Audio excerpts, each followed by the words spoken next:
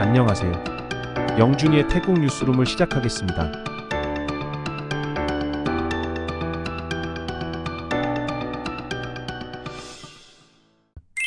태국 사회보장국은 2025년 1월부터 자녀 양육 지원금을 800바트에서 1000바트로 인상합니다.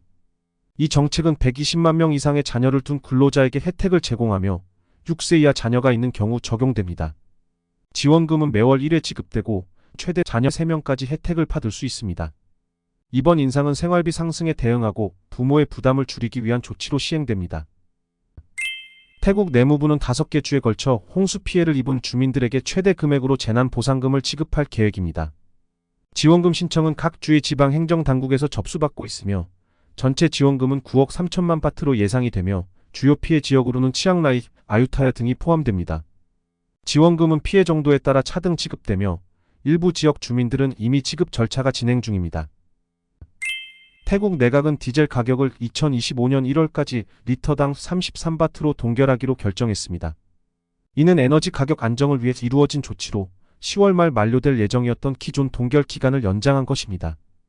또한 최근 금값이 중동 분쟁과 세계 경제 불안으로 상승세를 이어가며 금 판매가는 파트당 43,250바트로 최고치를 기록했습니다. 푸미탄 부총리가 푸아타이당의 입장을 재확인하며 형법 112조 왕실 모독죄를 수정하지 않겠다고 밝혔습니다. 부총리는 패텅탄 총리도 이미 명확히 발표했으며 정부 내에서 이 문제에 대해 합의를 이루었다고 강조했습니다.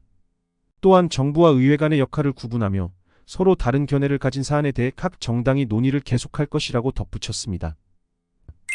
수리아 교통부 장관이 우타파오 수완나품, 돈무항 등 공항 3개를 연결하는 고속철도 계약 수정이 민간 기업에 혜택을 주기 위한 것이 아님을 강조했습니다. 그는 계약 수정이 코로나19로 인한 지연에 따른 조치이며 정부와 민간 모두 일정이 늦어져 상호 수정이 필요했다고 밝혔습니다. 또한 민간 기업이 모든 비용을 부담하고 정부는 은행 보증을 받을 것이라고 설명했습니다. 태국 11개 주요 은행이 2024년 9월까지 총 1924억 바트의 순이익을 기록했습니다. 이 중 방콕은행이 348억 바트로 가장 높은 이익을 냈으며 그 뒤를 카시콘은행 381억 바트와 꾸룽타이은행 334억 바트를 기록했습니다. 이들 은행의 실적은 경제 불안에도 불구하고 증가 추세를 보이고 있습니다. 온라인에서 화제가 된 이야기로 한 페이스북에서 한국에서 태국인이 시작한 새로운 사업에 대해 보도했습니다. 이 사업은 불법 체류 노동자, 흔히 불법 체류자로 불리는 사람들을 신고하여 한국 당국이 법적 절차를 진행할 수 있도록 하는 것입니다.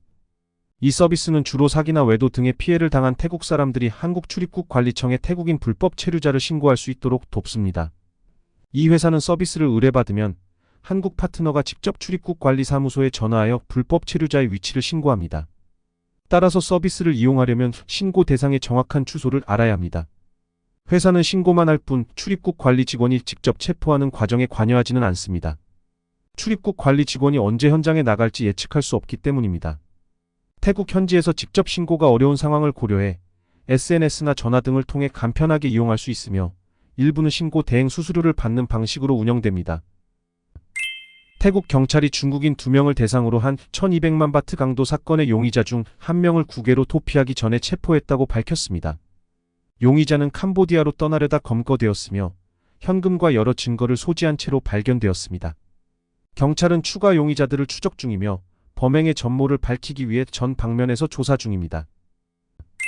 태국 푸켓 공항에서 한국 남성이 6kg의 필로폰을 홍콩으로 밀반출하려다 체포되었습니다.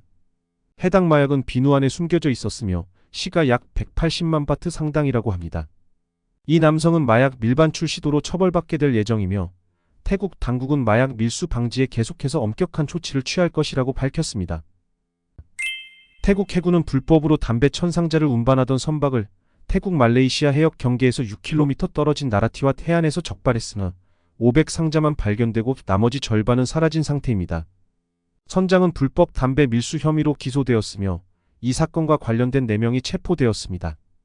해군은 밀수 방지를 위해 지속적으로 경계와 단속을 강화하고 있다고 밝혔습니다. 이상 영준이의 태국 뉴스룸을 마치겠습니다.